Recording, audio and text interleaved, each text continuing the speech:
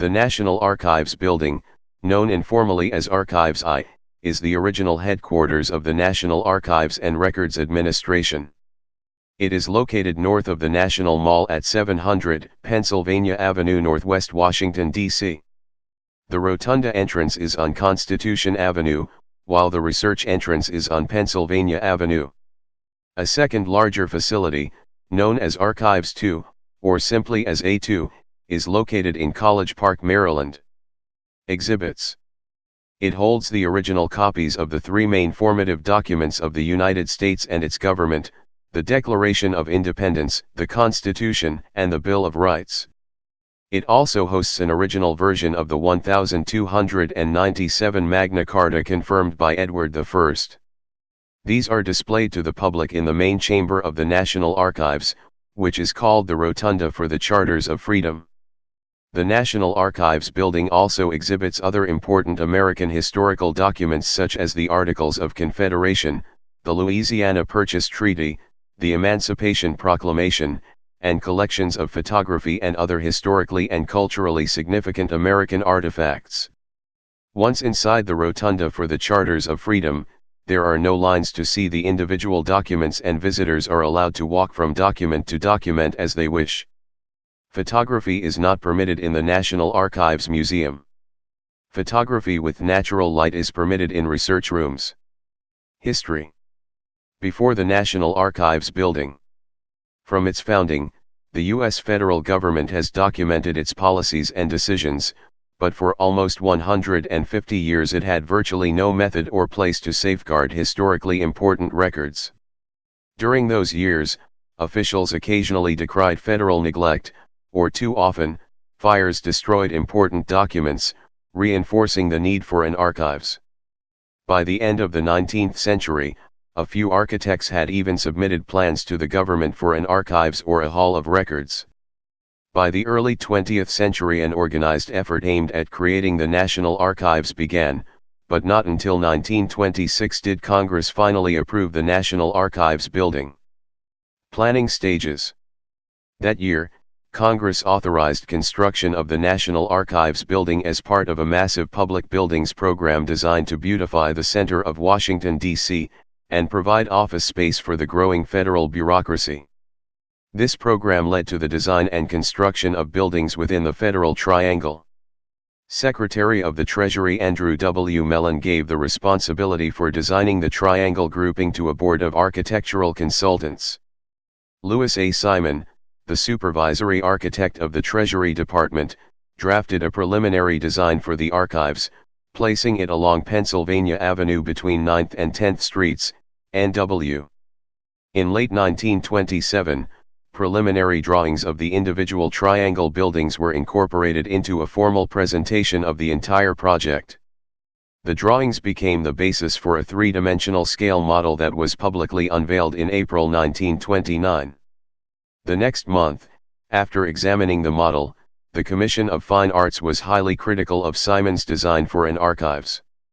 Commissioners suggested that the noted architect John Russell Pope be added to the Board of Architectural Consultants and that he design the National Archives. Pope was asked to join when the death of a board member created a vacancy.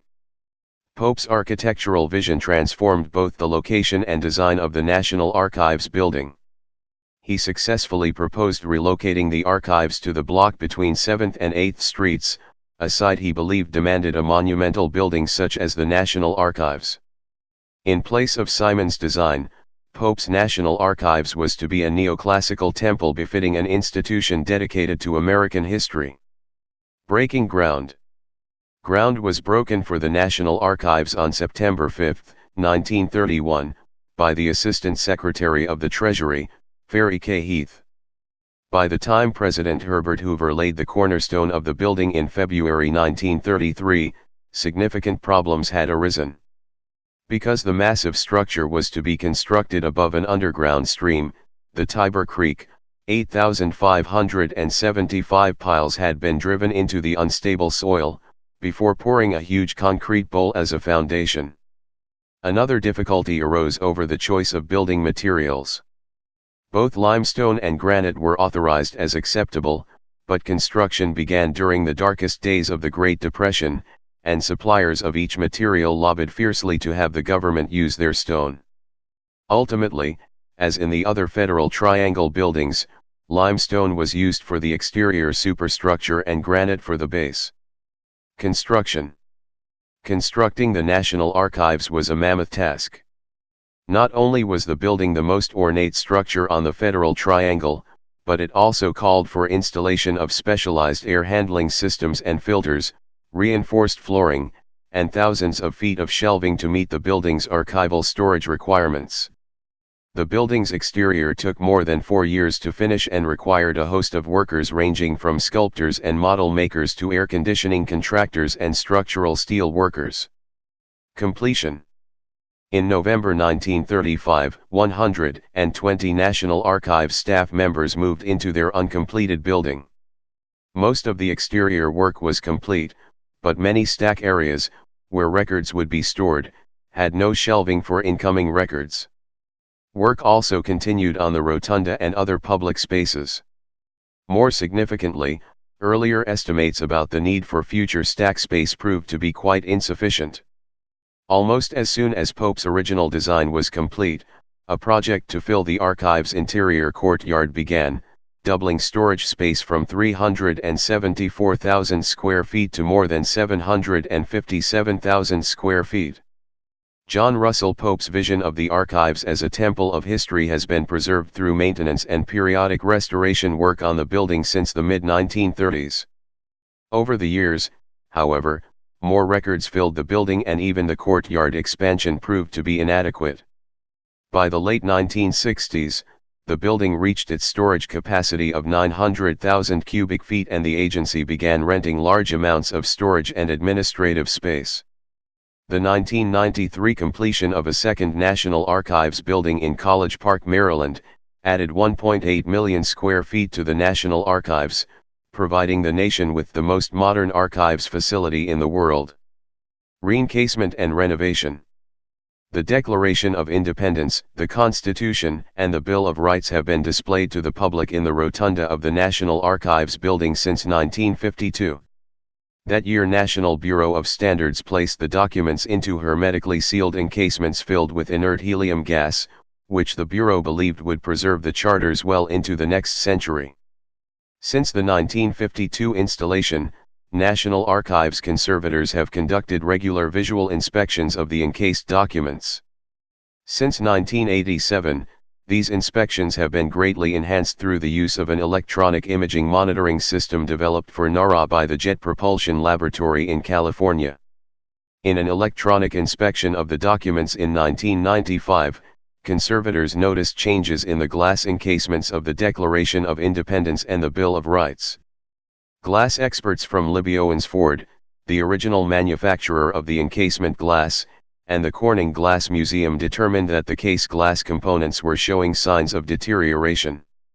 Both the glass experts and the National Archives Advisory Committee on Preservation recommended that the charters be reencased within 7 years, by 2002, to ensure the continued safety and preservation of the documents. In July 2001, the charters were taken off display in the rotunda to be removed from their deteriorating cases. National Archives conservators removed the documents from their cases and analyzed their condition. Appropriate conservation measures were taken on each document and they have been installed in the new encasements, returning to public display in September 2003. Timeline.